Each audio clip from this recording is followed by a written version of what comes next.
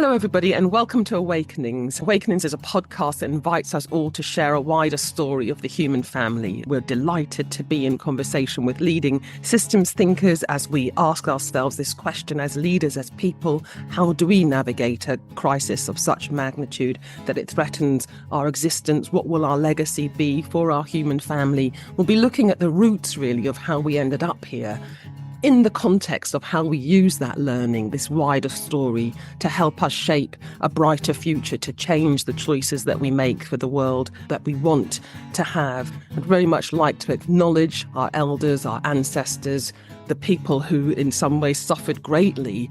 But if we can learn from their experiences, we can transform that into something that will light us really forward to a much brighter path. I'd also really like to recognise Foundation Nova Diem for their huge generosity in making this podcast possible. Thank you to all of you, and thank you for listening.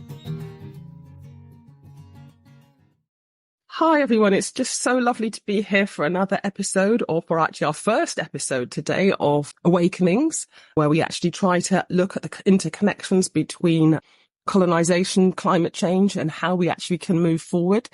Today's episode is Troubled Roots, Hopeful Road, and I'm so delighted to have on the show this morning Christine McDougall, who's the founder of Syntropic World. And the reason I'm happy to have Christine in this context is while we'll be looking at the troubled roots, how we got here, Christine's work is incredible in Syntropic World and really does give us that hope, that framework for how we can build a world with a future. Christine is a seasoned executive coach and facilitator. She's had a remarkable career spanning 2 decades. She made history as the first non-USA based board member of the Global Board of International Coach Federations. But more, she's worked with very prestigious clients, ANZ, NAB, Westpac, Nokia, but more impressively is the incredible work that she's been doing lately with Syntropic World, which is creating businesses for a world with a future where integrity, multiple domains of value, human connection and well-being are honoured on the balance sheet. So really delighted to have you with us here this morning, Christine. Well, thank you, Cindy. It's always a joy just actually hanging out with you as somebody I know and treasure and love over a number of years. So thank you. Well, I'm delighted. Yeah.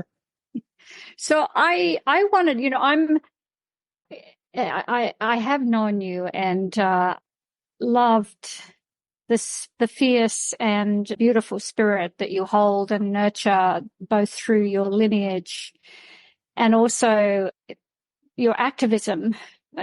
Very admirable qualities of not just sitting on the sidelines and watching the things that humans, the horrible things that humans do to the world, but actively engaging to the point of finding yourself in a courtroom with police and all of that sort of stuff in your younger years. So I was really interested in this exploration around colonization and climate change. And I wondered if you could give me a broad brush background to colonization, remembering, of course, that it's a multidimensional and impossible to explain in a soundbite. So we have a soundbite moment, but how would you set the scene for this conversation? Yeah, well, thanks so much, Christine, for acknowledging that. It is a lot to get into a soundbite, but I mean, I'll try my best. I mean, essentially, colonization is the pursuit, the extraction of resources for the benefit of one group to the detriment of another. And what we saw in the European colonizing project that took off from the late the 1400s onwards, it was also a massive terraforming exercise. Now, what I mean by that is it disrupted the ecosystems of the planet so massively that I think Earth, part of our problems are rooted in that, let alone what actually happened to the people. So what I mean by terraforming is if you imagine the continent of South America and the USA, that's about a quarter of Earth's landmass. That was completely disrupted, and we'll look at how in a minute. The British Empire alone covered almost at one point a quarter of the world. You've got the whole of Africa that's been carved up by different European colonies. You've got most actually every single country in Southeast Asia except for Thailand. So you've got these huge tracts of Australia, Canada, of Earth's surface, that the original ecosystems that were, the original, these were not virgin lands. There were people, very heavily populated lands, people but working within the natural systems. These were ripped out to replicate for the settled countries like Canada, Australia, and USA. They were ripped out to replicate the European farming systems, as well as the plantations that went in. I don't just mean the sugar plantations, the tobacco plantations. I mean, they were plantation economies. And then you've also got the other areas that we've mentioned. They're now just being used. They're being seen almost purely as places that you can extract raw materials from. So they go from being lands that are cared for by their people to lands that are just being plundered. So you've got deforestation, you've got biodiversity loss, you've got the pollution that came with the industrialization, the increased pollution of the air, the water, the soil. You've got the desertification that happens because, for example, in Africa, the people were told to stop their subsistence farming methods that actually were in balance with the land, and they now had to just create these plantation economies. Was the roots of a lot of the desertification in the African countries. So you've had this whole scale. And then as it goes on, you get everything from ripping out the original ecosystems to dreadful things that happened in Vietnam, for example, like letting off Agent Orange to maintain the colony of Vietnam. So you've really got this incredible body blow to Earth's natural systems. And that's what we talk about, terraforming it, turning it into something that it never was. And with that, of course, came the ripping out of the people, and they were the people that knew how to steward the land. And the scale of those genocides, Christine, is it's you can hardly breathe sometimes when you think about it. People think that these were the myth is that these were virgin lands that were there for the taking, but on the continent of America alone, the estimate of the population pre-Columbian was somewhere between 75 million and 114 million, and nearly every single country that was colonized in the North and the South Americas had somewhere between a 90 to a 96% population loss. Places like Haiti, Cuba, the whole indigenous populations went extinct. So those were the people that did have the knowledge to live in harmony with the land, and they were then with them went the knowledge of that had kept those land systems in balance for tens of thousands of years. So it was really a massive disruption to Earth's ability to function, as well as the human loss of knowledge that we had to live compatibly with Earth. Yeah. Wowza.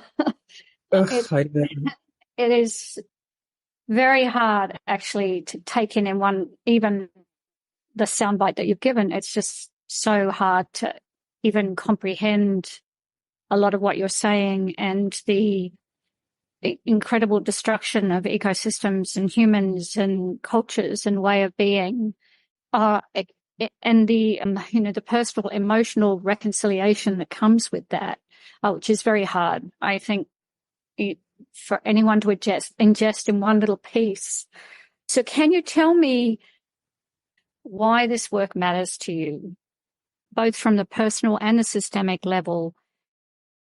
And why do you think, or maybe you don't, but why do we need to confront the history, the truth of this bloody and horrendous colonization?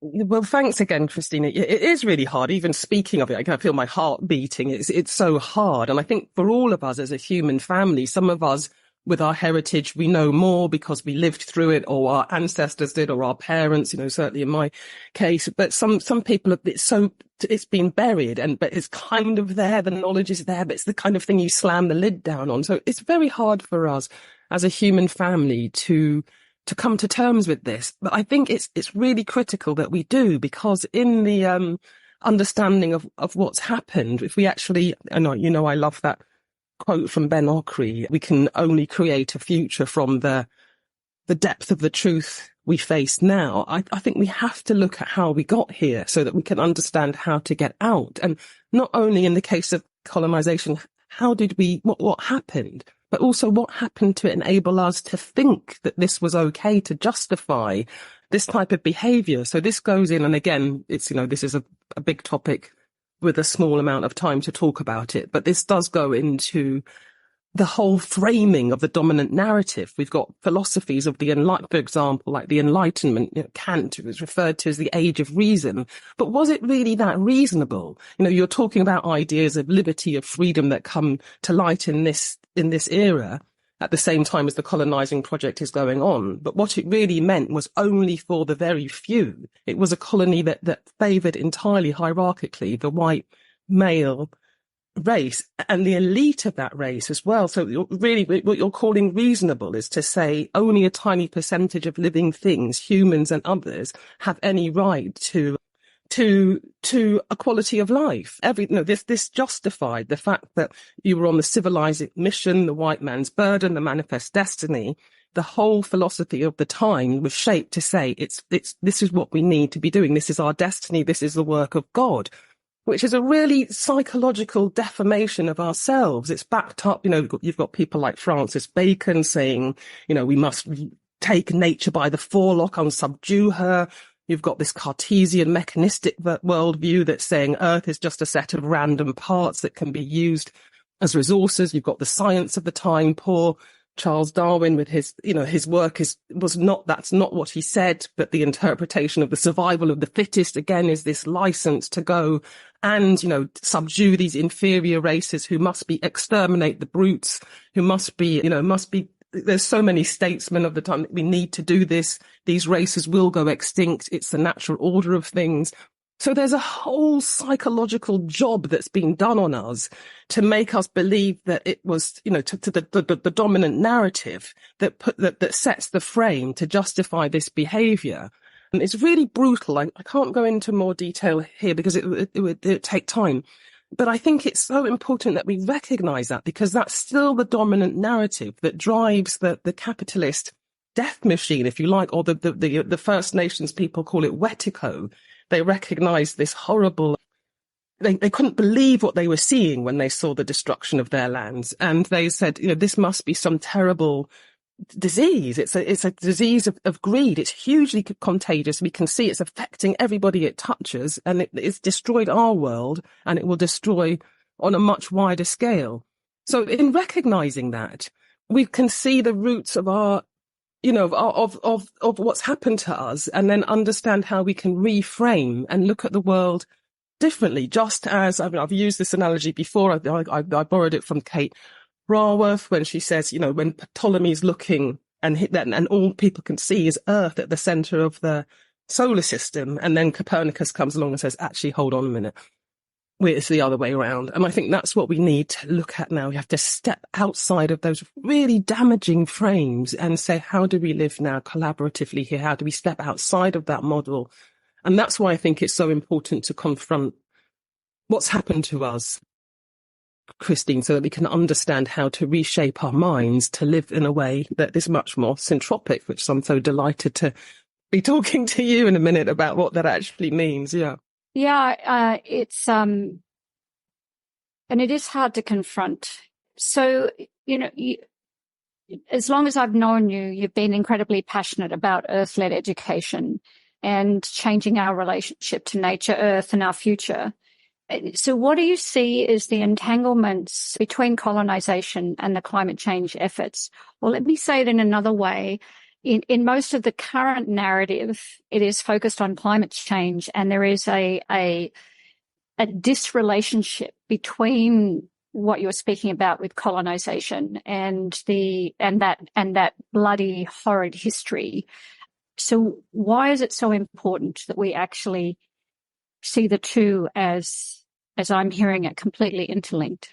Yeah, well, again, thanks for a very good question. I think it's critical. I mean, I think, people tend modern science has been brilliant in some ways, but it's tend to split everything off into its silos. So we're looking at the amount of carbon, we're looking at it's always these, but we are interconnected ecosystem with a very, very long history. So to try to find the solutions in just one little component part isn't going to give us the bigger.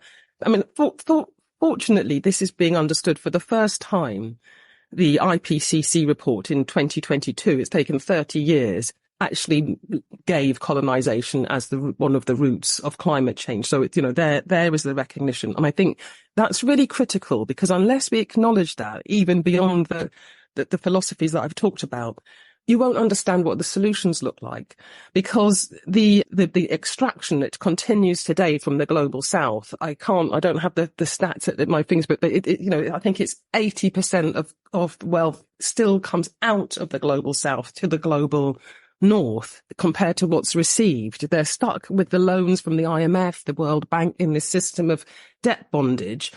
And it's just not possible for companies the countries, the neo-colonialists, the colonization isn't over. The model just stays the same. It's just large oil companies, cocoa companies, whatever, resource extraction companies that have taken the place, of countries in this colonized model. So you're still getting this massive extraction coming out of the global south. You're getting the impact of the resources of the emissions are hitting the global south much far more severely than the global north. So unless you recognize what's happening there, you can't understand adequate solutions. You've got things like reparations, loss and damage, debt jubilees, all of which will really need to happen to rebalance us as a human family. So instead of these being fringe solutions and outliers, they need to move to the core, because if not, you're just tinkering around the edges of something that's never going to make the systemic rebalancing that we need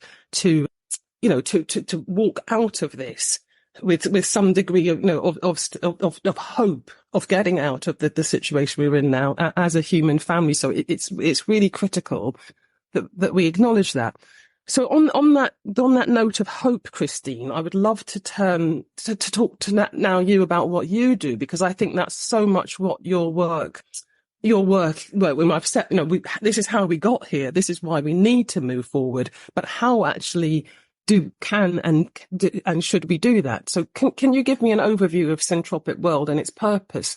Hey, I know again it's a complex work, and this is going to need to be soundbited, but how can it be effective in helping us recognise the imprint of colonization in our worldview and our personal and organisational practices today? Well, thank you, Cindy, for that. Because everything you were saying, there's so many linkages that I hadn't even seen before until this conversation.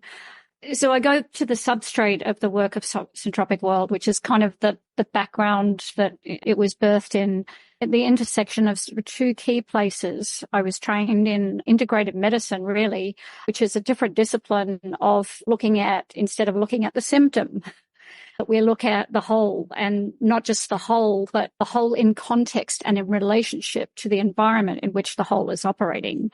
So there was that intersection. And then there was another intersection at the same time. I was introduced to the work of Buckminster Fuller. He has been a sort of steadfast mentor of mine for most of my life. But one of the most incredibly fascinating pieces around Bucky's work was the principle of synergy, which means that we've got to start looking at the whole. The behavior of the whole cannot be determined by an examination of the parts separately. And so his discipline included looking at history of power, the global trade routes, energy, the currency of energy, the hegemonic forces that wanted to dominate the supply chains. And he didn't directly address colonization in the brutality, but he addressed it as an overall sort of systems change perspective, and covered everything from the financial system, really, really speaking about how humans engage with power over, but also energy as power for domination. And the underlying thread of his work that inspired me so much was, how do we create a world that works for Earth and all her creatures without ecological offense or the disadvantage of anyone? and the question that sits behind that, as well as a deeper question which says, what is the purpose of humans in universe? And how do we partner with universe? So from this sort of substrate of in my 20s and all of the different experiences that I've had, I reached a conclusion that to try and fix the broken system, the systems that do exactly the things that you've talked about, the systems, and there is a great term coined by a few people, but Scott Alexander wrote a wonderful piece on Moloch, this system that we live in, that we don't see because it's invisible and weightless and immeasurable, but we know it because a really simple example of a Molochian impulse is the arms race. If I have nuclear, then you need nuclear, and it escalates on escalates on escalates, and there's no sort of limiting effect around that. Or at a more simple human experience, if we're at a concert and someone at the front stands up and they refuse to sit down, and then everyone stands up and everyone loses. And so the Molochian impulse, which is complex and systemic, is a win-lose game. And so I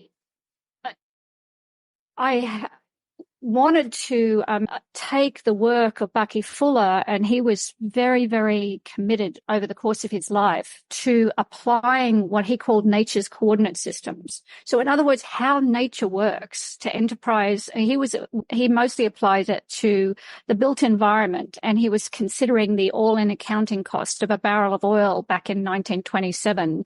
This type of thinking that if we applied that today, we know without question that pretty much not a single company on the planet would be profitable, because we're not accounting for nature and Earth and her work and her investment and so on. We're not accounting for any of the after effects of that. And so I knew that there had to be a different way, and it was more, was I interested in investing my time in trying to fix the broken or build new models? And quite frankly, they're not new models, actually. They're actually models that are there for all of us. They've been there working all the time. I have a Western scientific language set that speaks to that. But if they're true, then they will be isomorphic with indigenous wisdom, indigenous knowledge, with care and love for the earth and so on, because rather than humans engaging in universe as dominating, extractive, exploitative beings, how do we partner with? How do we enable ecologies of synergy where we're better together as a result of our work? Essentially breaking down every single framework that we have about what it means to be human in universe, from working to how we consider value, how we engage with each other.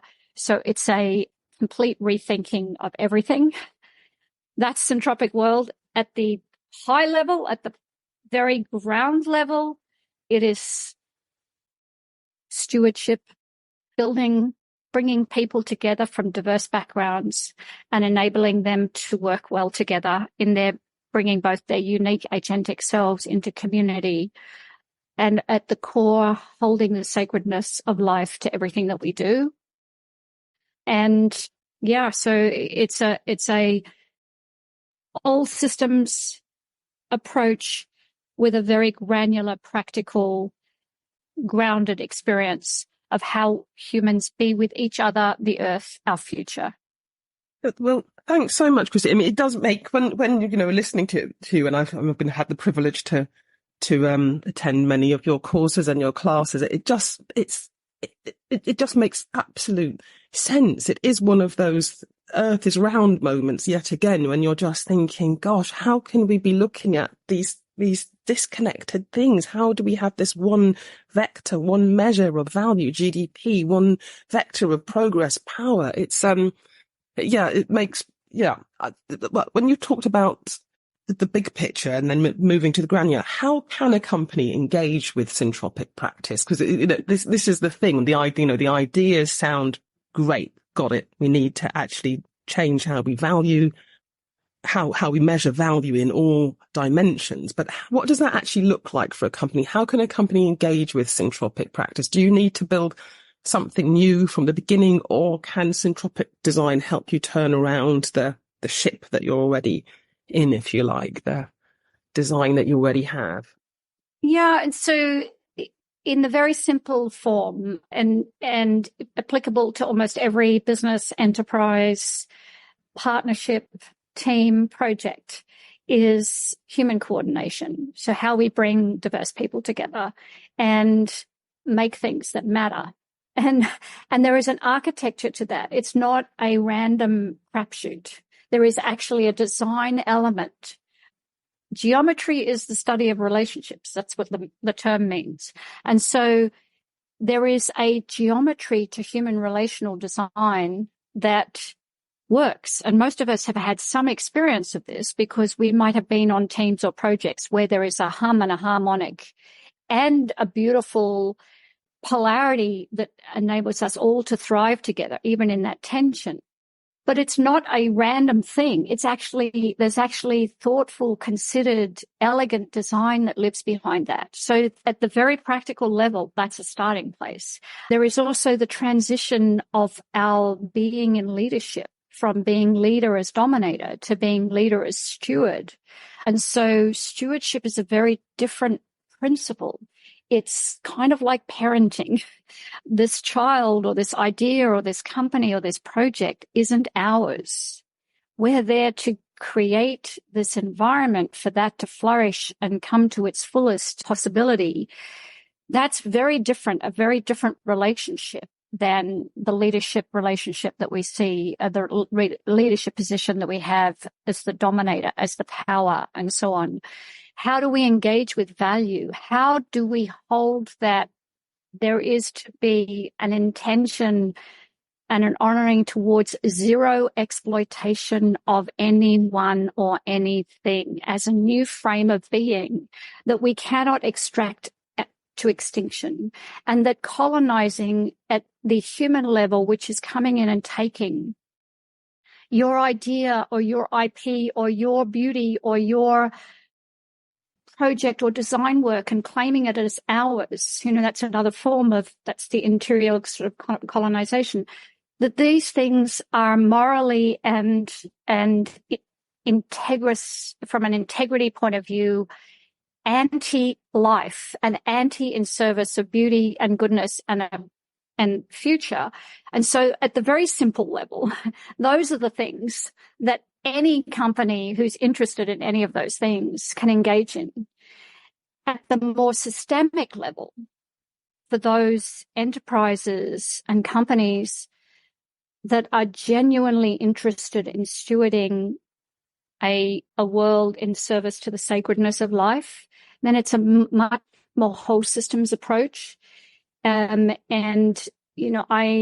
have learnt that it's not for me to judge one or the other, because once we start applying the nature's coordinate systems, once we start partnering with nature's design principles in how we do everything, rather than imposing a human construct over and hoping for a better outcome, then we start applying all of the principles. So it's at one level, it doesn't really matter if we start from let's get our team to be an extraordinary synergistic team, or let's recalibrate our relationship to value so that the person with the money isn't given the high seat at the table, whereas the person who cares about the team and keeps it together is regarded as lesser than.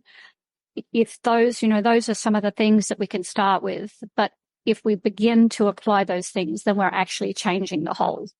Yeah, I can see that. I mean, there is a real urgency with this kind of work, given that, I think what you said, work that is in support of life. The model that we have at the moment, ironically, is it's the model that everybody thinks is the only one, but it's the one that's fueling our demise. This endless growth model, this dominator model, this extractive extinction that you've so clearly outlined there, Christine. So it feels that there's a real urgency for this kind of work. And, you really have developed one of the most powerful frameworks. I mean, I've worked in this space, as you know, for over 25 years, and you've developed one of the most powerful frameworks I've encountered for making systemic change, that systemic shift that we have to have now in how we value things, that connects the web of colonization, environmental systems collapse, monetary policy, all these things, and puts the tools in our hands to address these while creating enterprises where all stakeholders can thrive, including the natural world stakeholders. So how did you come to evolve this model? I mean, it's so remarkable. How did you come to evolve it, and how do you plan to get this work into the wider world at this time when we so critically need it? And what can we do to be part of supporting that to happen? Yeah, thank you. As a dedicated student of Bucky Fuller's work, it's about application. So he would say, build the model, argue with the model. And so there's very profoundly applicable work. There's a lot of theory, but it's where I love the intersection of this is when we apply it. And so I got to practice in coaching and facilitating in executive teams and giving people like bankers an introduction to some of this material for the last 25 years. And rather than have them look at me as if I was some oddball, whatever, because what we're teaching in Syntropic World is the way life works all of the time. It's not magical or weird. It's actually really, it just makes sense. It lands for people because we're engaging with it all of the time. It's just that we've never thought about things like that. And my experience as well is that most people that I've met, most people are genuinely interested in doing the right thing for a world with a future. They're genuinely interested in doing great work, in contribution, in leaving the world better. But that's not the operating system that we live in. Mm. And because the operating system that we live in is so entrenched and so invisible to us, it's almost impossible. You have to see it. It's like you have to see the history of colonization. You have to see that. You have to confront it first before you can go, oh, we have to reconcile this piece and we can't keep doing this because for a number of reasons, we're not going to make it as humans, but also because we have to stop treating each other like this. We have to start treating humans like this and start valuing the profound gifts that every life has to offer. And so in my experience, there is a genuine hunger and a genuine desire for something that really honors the sacredness of life, that really gives people the opportunity to bring their unique and whole selves into a project or team or community and work together in a way that enables the collective outcome to be far more powerful than anyone could imagine. People are yearning for this type of thing. So, I was playing and practicing with different ways of doing this for a long time. And it just got to the point where I couldn't do anything else, first and foremost, and that the outcomes were so incredible for people and the experience that we had to sort of like take it into the world. And, I believe that because there is such a hunger and we want the work to speak for itself. So this is, build a model, argue with the model. So my commitment at this point in time is to support as many people and enterprises and teams and projects and communities and families even out there in the world who care enough about a world with a future and that we leave the world better than we started, which we're not doing very well at all, and that they apply this and the model speaks for itself. So it's been a very grassroots effort to this point so that we can build up enough models that that speak for themselves. And I believe, when like all things worth growing against a growth to death current model, this will flourish because people are looking for something, and our current system is highly likely to collapse. And I would like to have examples of what's possible on the other side of that. Yeah, that's absolutely fascinating and brilliant, Christine. I think you're so right. People are really looking for something, but there's this absolute hesitancy almost to believe that something else can exist because we're so indoctrinated almost to believe that the current model that we have is the only model. So, but it's really fascinating times because we can see that now that, we're getting this huge message from Mother Nature saying, I don't think so. This just isn't working. It's out of alignment with the planetary boundaries. You're going to have to rethink how you do things if you want to have the carry on being here. So I think it's really fantastic that you're evolving this at that. It's funny, things sometimes emerge at the time that they're needed, don't they? I mean, you're right. There have been other models all the way through. You've mentioned indigenous models, how people lived, before this became the only thing that we can imagine. But yeah, I just think it's absolutely fantastic work. So how can we support you in making sure that this has a wide platform, that people know that it's there, that they can have the invitation to come and be part of what you're doing?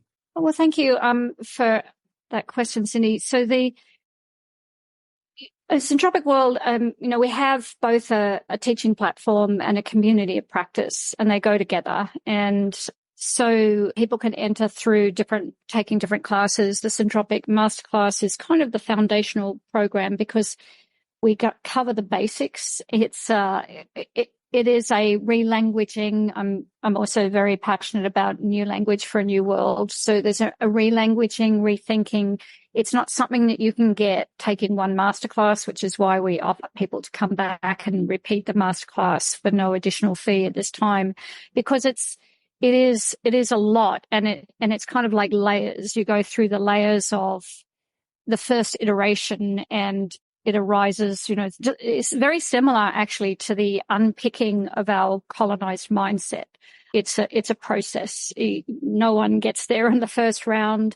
I'm working with it all the time. And so there's the opportunity for classes, and then community of practice, which is where we can support each other, because we need to support each other. I mean, you can't do this on your own. And there are definitely going to be obstacles in the way. I'm not naive about any of that sort of thing. And the current system is is so powerful and very hell-bent on maintaining itself. And so that's another reason why we do this in stealth mode at the moment, because until there is enough mass, there's no point going out all guns blazing. That's a terrible term I just said. There's no point going out all bugles blaring on sound and going, here we are, we're the greatest, and we have the whatever. This isn't even a solutionist sort of thing, because I think there's an issue with that as well. This is really about us remembering, reanimating, respecting, partnering with the laws that we're familiar with every day, like, like gravity and stuff like that. And so and so people can engage in sort of different ways. We are very open about making this an opportunity that if anyone is genuine and they would like to partake in any of the classes, we do invite scholarships for those, because I'm very, very clear from the beginning that there are people who don't have the financial means of payment. We have other methods of taking that into account, which is part of the models that we teach, like synergistic accounting. But it is anyone who is genuinely interested in participating is allowed access. And those who can pay, that helps, because we do live in a world where money is the currency of livelihood. And for us to get this work out into the world, we need that. So, yeah, and then as an experience on the other side of that can become a part of the Syntropic community and get the support needed to build, apply, learn. It's both an interior, learn our own interior development and our exterior building into the world, and the support that you need around that. So I guess that's it. Yeah, well, it's something. I mean, I'm so delighted. You know, as I say, I've benefited hugely from your wisdom, Christine, from the support that you've given me in helping to build my own my endeavors. And I think that, you know, the challenge is it's so incredible. It's so the biggest block is our own belief, isn't it? If we believe that we can think and do things differently, then we can think and do things differently. So I think that what you're doing, supporting people to be able to take those steps and actually start creating a different model is just one of the, as I say, one of the most powerful things that I'm aware of happening at the moment, and with such roots in such, you know, in such strong, grounded, universal principles. So it always gives me such delight to spend time with you, Christine. You're like, you know, you are your own power pack. It's a blast of the most beautiful solar energy, spending time speaking to you. So thank you so much for joining us this morning, and for all the amazing syntropic work that you're doing for our world.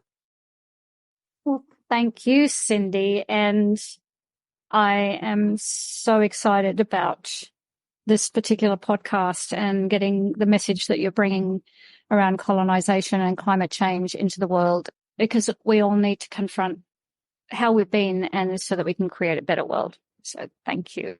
Yeah, thank you so much, Christine. And thanks to everybody for joining us today. You've been listening to the Awakenings podcast. Thank you so much for tuning in. If you've enjoyed what you've heard, please do share the podcast, and you can visit my website. It's www.cindyford.com.